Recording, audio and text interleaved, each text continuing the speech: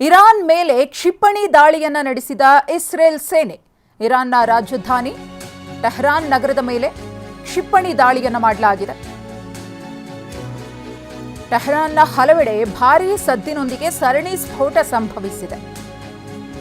ಕ್ಷಿಪಣಿ ದಾಳಿ ಸರಣಿ ಸ್ಫೋಟದಿಂದ ಇರಾನ್ನ ಜನತೆ ತತ್ತರಿಸಿ ಹೋಗಿದ್ದಾರೆ.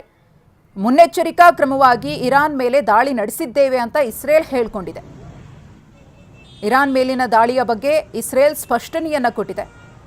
ಇರಾನ್ ನಮ್ಮ ಮೇಲೆ ದಾಳಿ ಮಾಡಬಹುದು ಅನ್ನೋ ಮಾಹಿತಿ ಸಿಕ್ಕಿತ್ತು, ಹಾಗಾಗಿ ನಾವು ಇರಾನ್ ಮೇಲೆ ದಾಳಿಯನ್ನು ನಡೆಸಿದ್ದೀವಿ ಅಂತ ಹೇಳಿ ಈ ದಾಳಿಯ ಬಗ್ಗೆ ಇಸ್ರೇಲ್ ಸ್ಪಷ್ಟನೆಯನ್ನು ನೀಡಿದೆ. ಇರಾನ್ನ ರಾಜಧಾನಿ ಟೆಹರಾನ್ನ ಹೃದಯ ಭಾಗದಲ್ಲಿ ಇವತ್ತು ಮುಂಜಾನೆ 3 ಭೀಕರ ಸ್ಫೋಟಗಳು ಸಂಭವಿಸಿವೆ. ಇರಾನ್ನ ಸರ್ಕಾರಿ ಸ್ವಾಮ್ಯದ ಫಾಸ್ ಸುದ್ದಿಸಂಸ್ಥೆ ಈ ಬಗ್ಗೆ ಮಾಹಿತಿಯನ್ನು ನೀಡಿದೆ. ಸ್ಫೋಟಗಳ ಬೆನ್ನಲ್ಲೇ ಇಸ್ರೇಲ್ ರಕ್ಷಣಾ ಸಚಿವ ಈ ಒಂದು ದಾಳಿ ಇದೆಯಲ್ಲ, ಇದು ಮುನ್ನೆಚ್ಚರಿಕಾ ದಾಳಿ ಅಂತ ಹೇಳಿದ್ದಾರೆ.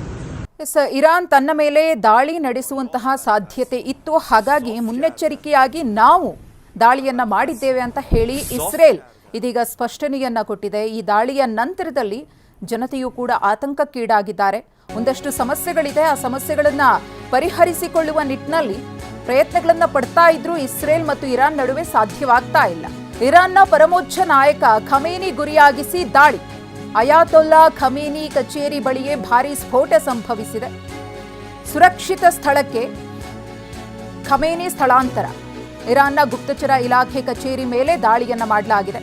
ಖಮೇನಿಯವರನ್ನ ಟಾರ್ಗೆಟ್ ಮಾಡಿಯೇ ಈ ದಾಳಿಯನ್ನ ಮಾಡಲಾಗಿದೆ ಅನ್ನೋದು ಸದ್ಯಕ್ಕೆ ಗೊತ್ತಾಗ್ತಾ ಇರುವಂತಹ ಮಾಹಿತಿ. ಅವರನ್ನ ಸುರಕ್ಷಿತ ಸ್ಥಳಕ್ಕೆ ಸ್ಥಳಾಂತರ ಕೂಡ ಮಾಡಲಾಗಿದೆ. ಈ ಒಂದು ಸಂಘರ್ಷ ಮತ್ತೊಂದು ಹಂತಕ್ಕೆ ಹೋಗ್ತಾ ಇದೆಯಾ? ಮಧ್ಯಪ್ರಾಚ್ಯದಲ್ಲಿ ಯುದ್ಧ ಮತ್ತಷ್ಟು ಭೀಕರತೆಯನ್ನ ಪಡೆದುಕೊಳ್ಳುತ್ತಾ ಅನ್ನೋ ಆತಂಕ ಸದ್ಯಕ್ಕೆ ಮನೆ ಮಾಡಿದೆ. ಇರಾಕ್ನಿಂದ ಇರಾನ್ ಮೇಲೆ ಮಿಸೈಲ್ ದಾಳಿ. ಇರಾಕ್ನಿಂದ ಟೇಕ್ ಆಫ್ ಆದ ಫೈಟರ್ ಜೆಟ್ನಿಂದ ದಾಳಿಯಾಗಿದೆ. ಇರ್ಬಿಲ್ ಏರ್ಪೋರ್ಟ್ನಲ್ಲಿ ಎಲ್ಲಾ ವಿಮಾನ ಹಾರಾಟಗಳನ್ನು ರದ್ದು ಮಾಡಲಾಗಿದೆ. ಗಮನಿಸ್ತಾ ಇದ್ದೀವಿ ಏನಾಗ್ತಾ ಇದೆ ಮತ್ತು ಇರಾನ್ ಮತ್ತು ಇಸ್ರೇಲ್ನಲ್ಲಿ ಅಂತ ಹೇಳಿ. ಸದ್ಯಕ್ಕೆ ಮತ್ತೆ ಕ್ಷಿಪಣಿ ದಾಳಿಯನ್ನು ಮಾಡಲಾಗಿದೆ ಇರಾನ್ ಮೇಲೆ. ಅದಕ್ಕೆ ಇಸ್ರೇಲ್ ಸ್ಪಷ್ಟನೆಯನ್ನು ಕೊಡುವಂತಹ ಕೆಲಸವನ್ನು ಮಾಡಿದೆ. ನಮಗೂ ಕೂಡ ಗುಪ್ತಚರ ಮಾಹಿತಿ ಸಿಕ್ಕಿದೆ, ಇರಾನ್ ನಮ್ಮ ಮೇಲೆ ದಾಳಿ ಮಾಡುತ್ತೆ ಅಂತ ಹೇಳಿ. ಮುಂಜಾಗ್ರತಾ ಕ್ರಮವಾಗಿ ನಾವು ಕ್ಷಿಪಣಿ ದಾಳಿಯನ್ನು ನಡೆಸಿದ್ದೀವಿ. ಇನ್ನು ಇಸ್ರೇಲ್ನಲ್ಲೂ ಕೂಡ ತುರ್ತು ಪರಿಸ್ಥಿತಿಯನ್ನು ಘೋಷಣೆ ಮಾಡಲಾಗಿದೆ. ಅಲರ್ಟ್ ಆಗಿದೆ ಇಸ್ರೇಲ್ ಕೂಡ. ಯಾವಾಗ ಏನು ಬೇಕಾದರೂ ಆಗಬಹುದು ಅನ್ನೋ ಕಾರಣಕ್ಕೋಸ್ಕರ ಇರಾನ್ ಮೇಲೆ ಆಗಿರುವಂತಹ ಈ ದಾಳಿ ಇದೆಯಲ್ಲ, ಸರಣಿ ದಾಳಿ ಇದೆಯಲ್ಲ, ಇದು ಪರಿಸ್ಥಿತಿ ಮತ್ತಷ್ಟು ಬಿಗಡಾಯಿಸೋ ರೀತಿ ಮಾಡಿದೆ. ಇರಾನ್ ಸುದ್ದಿವಾಹಿನಿಗಳ ಮೇಲೆ ಸೈಬರ್ ದಾಳಿ. ಅತಿ ದೊಡ್ಡ ಸೈಬರ್ ಅಟ್ಯಾಕ್ ಮಾಡಿದೆ ಇಸ್ರೇಲ್. ಇರಾನ್ನ ಸರ್ಕಾರಿ news agency IRNA Iran hack ಆಗಿದೆ. ಸುದ್ದಿವಾಹಿನಿಗಳ ಮೇಲೂ ಕೂಡ ಸೈಬರ್ ದಾಳಿಯನ್ನ ಇಸ್ರೇಲ್ ಇಲ್ಲಿ ಮಾಡಿರುವುದು. ಎಲ್ಲ ಕಡೆಯಿಂದಲೂ ಕೂಡ ಇರಾನನ್ನ ಟಾರ್ಗೆಟ್ ಮಾಡಿ ಇಸ್ರೇಲ್ ತನ್ನ ದಾಳಿಯನ್ನ ಮುಂದುವರಿಸಿದೆ. ಮತ್ತಷ್ಟು ಕ್ಷಿಪ್ರ ಗತಿಯಲ್ಲಿ ಇರಾನ್ಗೆ ಇಸ್ರೇಲ್ ಹೊಡೆತವನ್ನ ಕೊಡ್ತಾ ಇದೆ. ಇಲ್ಲಿ ಇರಾನ್ ಇಸ್ರೇಲ್ ಮೇಲೆ ಅಟ್ಯಾಕ್ ಮಾಡಿ ಧ್ವಂಸಗೊಳಿಸೋಕ್ಕೂ ಮುನ್ನ ಈ ಕಡೆಯಿಂದ ಬಾಣಗಳು ಯಾವ ರೀತಿಯಾಗಿ ಹೋಗ್ತಾ ಇದೆ ಅನ್ನೋದನ್ನು ಗಮನಿಸ್ತಾ ಇದ್ದೀನಿ. ಒಂದು ಕಡೆ ಇದು ಇರಾನ್ಗೆ ಎಚ್ಚರಿಕೆಯ ಸಂದೇಶ. ಇಸ್ರೇಲ್ ದೇಶಾದ್ಯಂತ ತುರ್ತು ಪರಿಸ್ಥಿತಿಯನ್ನ ಘೋಷಣೆ ಮಾಡಲಾಗಿದೆ. 48 ಗಂಟೆಗಳ ಕಾಲ ತುರ್ತು ಪರಿಸ್ಥಿತಿ ಘೋಷಣೆ. ತುರ್ತು ಸೇವೆಗಳನ್ನು ಹೊರತುಪಡಿಸಿ ಉಳಿದ ಎಲ್ಲಾ ಸೇವೆಗಳಿಗೆ ನಿರ್ಬಂಧವನ್ನ ಹೇರಲಾಗಿದೆ. ವಾಯು ಪ್ರದೇಶದಲ್ಲಿ ವಿಮಾನ ಹಾರಾಟವನ್ನ ಇಸ್ರೇಲ್ ನಿರ್ಬಂಧಿಸಿದೆ. ಅಲ್ಲಿನ ಸುರಕ್ಷತೆಯ ದೃಷ್ಟಿಯಿಂದ 48 ಗಂಟೆಗಳ ಕಾಲ ತುರ್ತು ಪರಿಸ್ಥಿತಿಯನ್ನ ಘೋಷಣೆ ಮಾಡಲಾಗಿದೆ. ಇರಾನ್ ಕಡೆಯಿಂದ ಯಾವಾಗ ಯಾವ ರೀತಿಯಾದರೂ ಅಟ್ಯಾಕ್ ಆಗಬಹುದು ಅಂತ ಹೇಳಿ ನಾಗರಿಕರ ಹಿತದೃಷ್ಟಿಯಿಂದ ಮುಂಜಾಗ್ರತೆಯನ್ನು ವಹಿಸಲಾಗಿದೆ. ಇನ್ನು ಇಸ್ರೇಲ್ನ ನಾಗರಿಕರಿಗೆ ಮೊಬೈಲ್ ಸಂದೇಶವನ್ನು ರವಾನೆ ಮಾಡಲಾಗಿದೆ.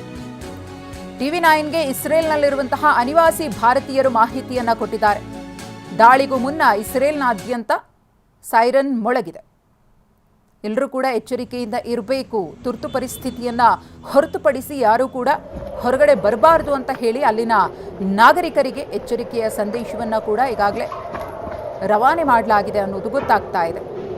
ಇಸ್ರೇಲ್ನಲ್ಲಿರುವಂತಹ ಅನಿವಾಸಿ ಭಾರತೀಯರು ಈ ಬಗ್ಗೆ TV9ಗೆ ಮಾಹಿತಿಯನ್ನು ಕೊಟ್ಟಿದ್ದಾರೆ. ಯಾವ ರೀತಿ ಮುಂಜಾಗ್ರತಾ ಕ್ರಮವನ್ನು ಇಸ್ರೇಲ್ ಸರ್ಕಾರ ತೆಗೆದುಕೊಂಡಿದೆ ಅಂತ ಹೇಳಿ.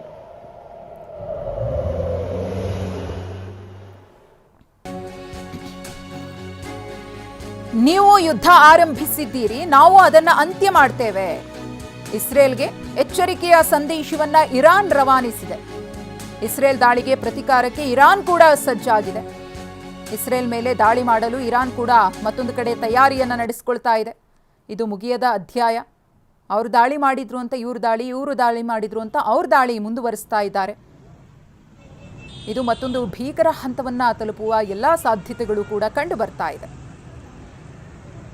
ರಾಜತಾಂತ್ರಿಕವಾಗಿ ಒಂದಷ್ಟು ಸಮಸ್ಯೆಗಳಿವೆ, ಅದು ಗೊತ್ತಿರುವಂತಹ ಸಂಗತಿ. ಅದನ್ನು ಪರಿಹರಿಸಿಕೊಳ್ಳುವಲ್ಲಿ ಎರಡೂ ದೇಶಗಳು ಕೂಡ ಎಡುತ್ತಾ ಇರುವುದು ಈ ಯುದ್ಧ ಭೀತಿಗೆ, ಯುದ್ಧ ಕಾರ್ಮೋಡಕ್ಕೆ ಕಾರಣವಾಗಿದೆ. ಇಸ್ರೇಲ್ನಲ್ಲಿರುವ ಭಾರತೀಯ ಪ್ರಜೆಗಳಿಗೆ ಕಟ್ಟೆಚ್ಚರ, ಎಚ್ಚರಿಕೆಯಿಂದ ಇರುವಂತೆ ರಾಯಭಾರಿ ಕಚೇರಿ ಸೂಚನೆಯನ್ನ ಕೊಟ್ಟಿದೆ. ಇಸ್ರೇಲ್ ಅಧಿಕಾರಿಗಳ ಮಾರ್ಗಸೂಚಿಗಳನ್ನು ಪಾಲನೆ ಮಾಡಿ ಅಂತ ಹೇಳಿ ಸೂಚನೆಯನ್ನ ಕೊಡಲಾಗಿದೆ. ಹೋಮ್ ಫ್ರಂಟ್ ಕಮಾಂಡ್ನ ಸೂಚನೆಯನ್ನ ಪಾಲಿಸಿ, ಭಾರತೀಯ ಪ್ರಜೆಗಳಿಗೆ ರಾಯಭಾರಿ ಕಚೇರಿ ಸೂಚನೆ. ಏನೆಲ್ಲ ಸೂಚನೆಗಳು ಬಂದಿದೆಯೋ ಅದನ್ನು ಚಾಚು ತಪ್ಪದೆ ಪ್ರತಿಯೊಬ್ಬರು ಕೂಡ ಪಾಲನೆ ಮಾಡಬೇಕು ಭಾರತೀಯ ಪ್ರಜೆಗಳು ಅಂತ ಹೇಳಿ ಕಟ್ಟೆಚ್ಚರವನ್ನು ನೀಡಲಾಗಿದೆ. ಅದಕ್ಕೆ ಸಂಬಂಧಪಟ್ಟಂತೆ ಪ್ರಕಟಣೆಯನ್ನು ಕೂಡ ಹೊರಡಿಸಲಾಗಿದೆ. ಯಾರು ಕೂಡ ಅನಗತ್ಯವಾಗಿ ಮನೆಯಿಂದ ಹೊರಬರುವುದಾಗಲಿ, ಅಲ್ಲಿ ಇಲ್ಲಿ ಹೋಗೋದಾಗಲಿ, ಒಂದಷ್ಟು ಸೂಕ್ಷ್ಮ ಪ್ರದೇಶಗಳು ಅಂತ ಇರುತ್ತಲ್ಲ, ಆ ಭಾಗದಲ್ಲಿ ಇರುವವರು ಕೂಡ ಬಹಳ ಎಚ್ಚರಿಕೆಯನ್ನು ವಹಿಸಬೇಕು ಅಂತ ಹೇಳಿ ಸೂಚನೆಯನ್ನು ನೀಡಲಾಗಿದೆ. ಮತ್ತೊಂದು ಕಡೆ ಎಷ್ಟೇ ಪ್ರಯತ್ನ ಪಟ್ಟರೂ ಕೂಡ ಎರಡು ದೇಶಗಳ ನಡುವೆ ಶಾಂತಿ ಸ್ಥಾಪನೆ ಅನ್ನೋದು ಕ್ಲಿಷ್ಟ ಆಗ್ತಾ ಇದೆ ಹೋಗ್ತಾ.